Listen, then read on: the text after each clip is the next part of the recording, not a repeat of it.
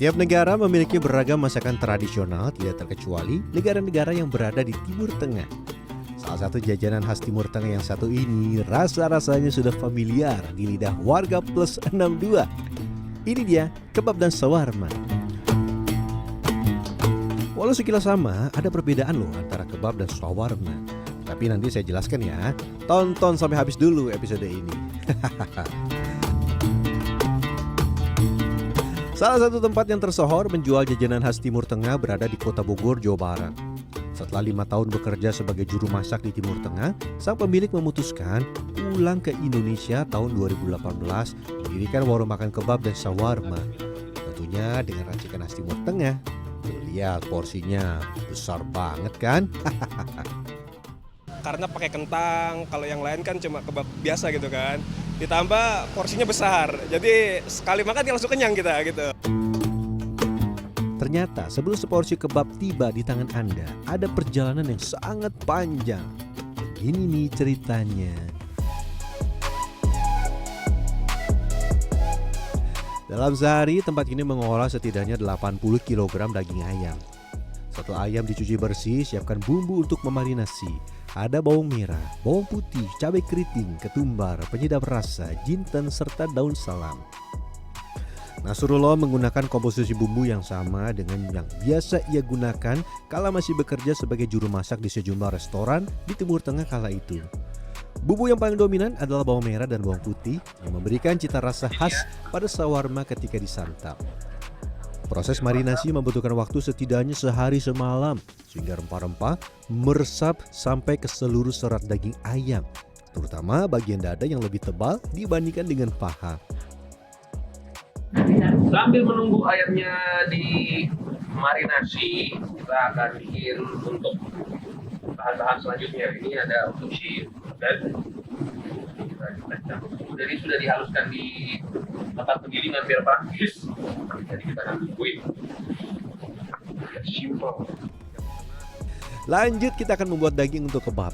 Daging sapi yang sudah dihaluskan kemudian diberi beberapa bumbu seperti bawang bombay, bawang merah, bawang putih, parsley kering, paprika bubuk, jahe, jinten, ketumbar, lada, dan garam.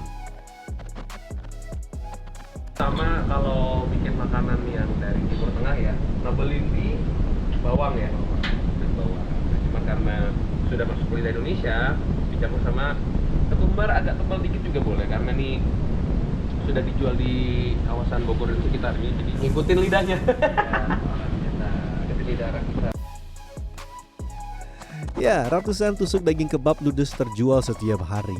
Jadi siapkan agak banyak ya. Waktunya kita cek rasa sebelum dijajakan kepada pelanggan. Ini ya sih daging kebabnya. Betul? Lumayan tajam. Dan kuncinya juga di teksturnya, jadi jangan sampai dia terlalu halus karena nanti di tempat bakso ya. Jadi berteksturnya kayak bakso urat lah. Sederhananya, perbedaan shawarma dan kebab berada di cara masak dan penyajian.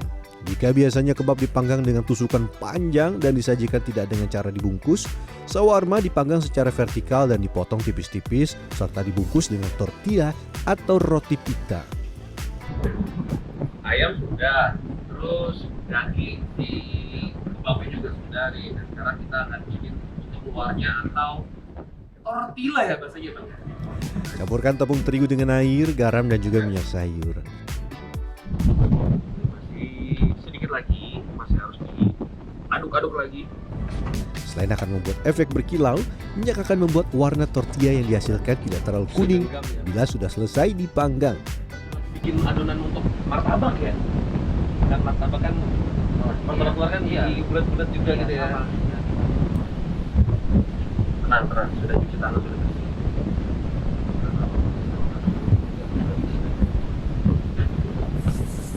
Setelah tercampur rata, bulatkan adonan dan diamkan selama setengah jam.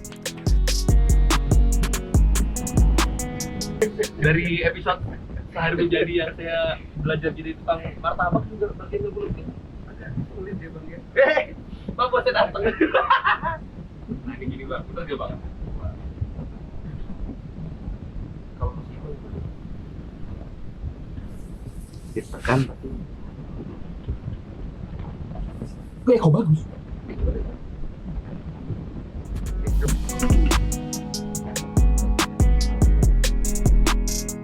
Selanjutnya, tortilla akan dipanggang tanpa minyak dengan api sedang. Alat masaknya unik. Ini terinspirasi dari tempat Nasrullah bekerja di salah satu restoran di Timur Tengah. Aduh, kaget.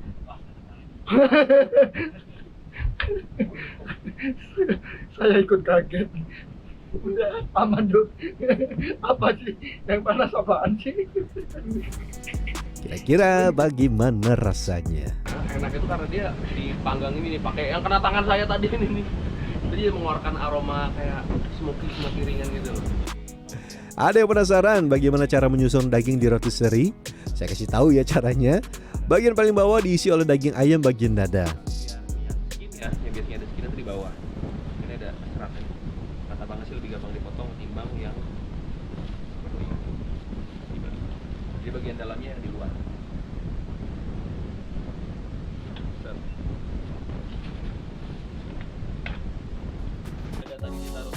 Sesekali tekan ayam agar tumpukan daging menjadi padat. Ini wangi bawangnya udah cium banget ini. Padahal belum kena grill ya. Ketika sudah mulai meninggi, ganti ke bagian paha yang memiliki kandungan lemak lebih tinggi. Jadi ketika dipotong, lemak yang terkandung pada paha ayam akan turun ke bagian dada. Ketika dada tadi ditaruhnya itu di tengah-tengah ditusuknya, tapi kalau paha dia itu agak sedikit mojok, jadi biar bentuknya tuh makin gede gitu.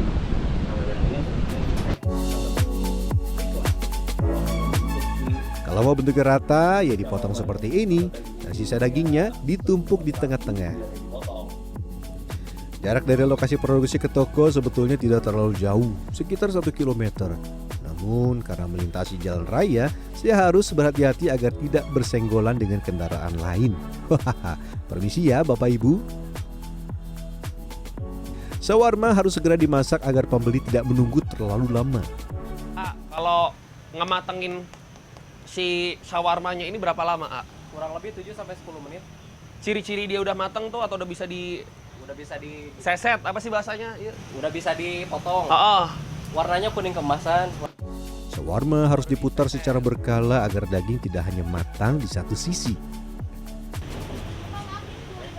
Dan diantara semua yang kerja di sini, yang khusus untuk motong cuman si abangnya aja, ownernya yang motong, karena dia potongannya tuh harus tipis. Saya ngeliat dulu baru ntar kita belajar, karena potongannya itu kalau terlalu tebel, kata abang yang di depan tuh takutnya dia masih ada bagian yang belum matang sempurna. Tapi kalau motongnya terlalu tipis, dia juga nanti terlalu garing, nggak ada sisi chewy-nya, jadi harus pas potongannya. Kurang lebih ketebalannya, aduh panas.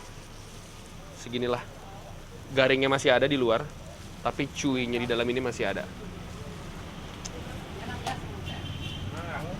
Ketika saya sibuk memanggang shawarma sambil menggoreng puluhan kilogram kentang goreng, pekerja lain disibukkan dengan memanggang daging kebab dan mempersiapkan bahan pelengkap yang lain. Sore yang sungguh sibuk. Tuh ada banyak banget masih ya Pak ya. Pokoknya kurang goreng terus. Tadi aja udah ada yang nanya, udah buka belum? Belum Pak, belum siap.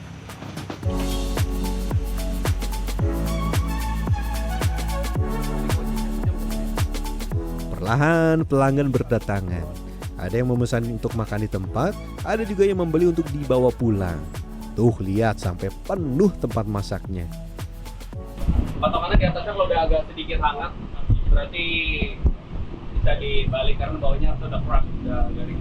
Oh, saya bikin 15, ternyata nambah lagi. Nah, bismillah kalau gini bisa. Karena terburu-buru, tangan saya terkena alat memasak. Maaf ya Pak, malah jadi merepotkan ini. Aduh, Allahu Akbar. Aduh, Bang, tar dulu.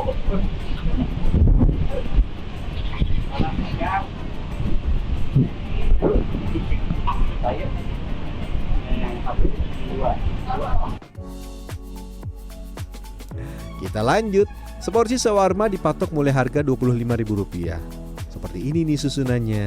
Tortilla diberi saus mayones, saus sambal, dan selada. Kemudian tambahkan daging ayam, kentang, dan saus tomat. Terakhir, tortilla dipanggang hingga berwarna kecoklatan di kedua sisi. Kapasitasnya ini sekali masak dia maksimal 15. Tapi sehari bisa ngabisin 600 bahkan lebih. Jadi ya dibayangkan saja. Bolak-balik berapa lama? Menjelang pukul 6 sore, satu persatu pelanggan telah terlayani. Info dari pemilik rumah makan, pelanggan akan ramai lagi sekitar setengah 7 malam. Mumpung masih ada waktu istirahat, saya mau isi tenaga dulu biar kuat berdagang sampai tengah malam. Saya nggak expect kalau kebab yang biasa saya makan kan daging sapi ya. Saya nggak expect ternyata ayam juga bisa sejuicy ini.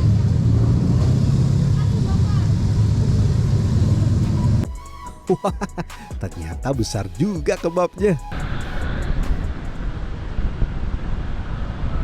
Saya pernah juga liputan di salah satu negara di wilayah Timur Tengah. Bumbunya tuh kayak begini kira-kira, serius saya nggak bohong. Dia punya bumbu itu nggak strong banget, tapi after taste-nya itu baru berasa rempahnya. Akhirnya saya tahu kenapa tortilla atau kulitnya harus lebar. Sebab harus mampu menampung isian sebanyak ini. Rata-rata satu kebab dijual dengan bobot sekitar 350 gram.